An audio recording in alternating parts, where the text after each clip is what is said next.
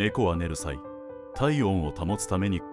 体を丸めることが多く、これにより体の冷えを防いでいます。猫の睡眠サイクルは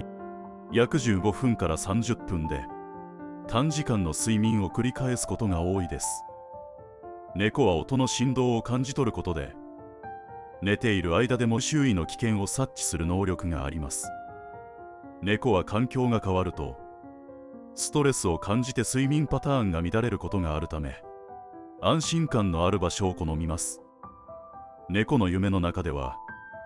狩りをする姿や遊ぶ姿が見られることがあり、